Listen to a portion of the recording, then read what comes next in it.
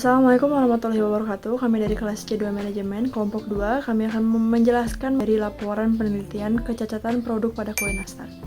Selanjutnya, kue nastar merupakan salah satu kue kering favorit masyarakat Indonesia, terutama saat perayaan seperti Hari Raya Idul Fitri maupun Natal. Namun, di balik kelezatannya, kue nastar juga rentan terhadap kecacatan produk sehingga membutuhkan ketelatenan dan kehati-hatian dalam proses pemilihan dan bahan baku dan pembuatannya. Bentuk dari produk. Kue nastar merupakan kue kering yang dibuat dari tepung terigu dan juga bahan kue lainnya.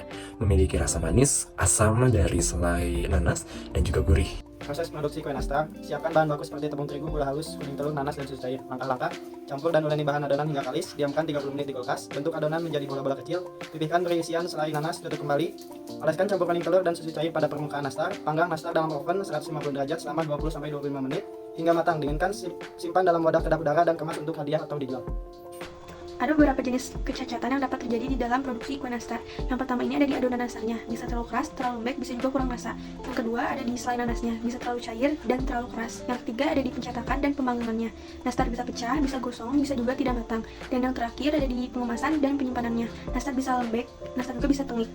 Dalam pengolahan data, kami menggunakan 3 metode. Yang pertama, metode check sheet untuk menyajikan data. Yang kedua, metode diagram Pareto untuk menentukan prioritas masalah. Sedangkan yang ketiga, untuk mencari penyebab masalah, kami menggunakan diagram fishbone. Analisis hasil pengolahan data. Berdasarkan tabel check sheet kecatatan produk kue nastar per tanggal 2 Februari 2024, terdapat 10 data kecatatan yang terbagi dalam beberapa kategori masalah utama.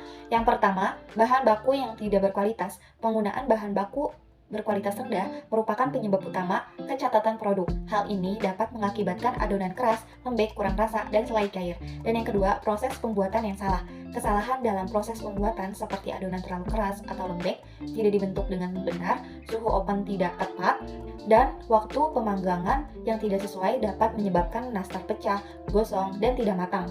Yang ketiga, penyimpanan yang tidak tepat. Penyimpanan yang tidak tepat seperti di tempat yang lembab atau dengan suhu yang tidak sesuai dapat menyebabkan nastar tengik dan lembek.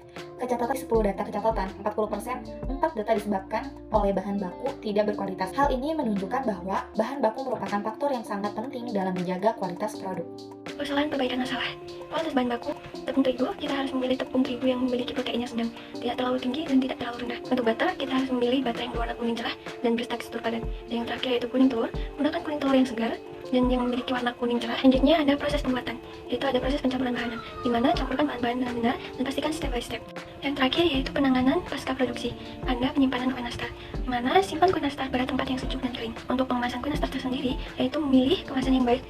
Kesimpulannya adalah bahwa kecacatan yang terjadi pada kue nastar disebabkan oleh 3 faktor. 1. Kualitas bahan baku, 2. Proses pembuatan, 3. Penanganan pasca produksi. Untuk mencegah kecacatan pada kue nastar, perlu dilakukannya seperti 1. Bahan baku yang baik dan benar, 2. Melakukan pembuatan yang baik dan tepat, dan yang ketiga menangani kue nastar yang baik pada tahap produksi.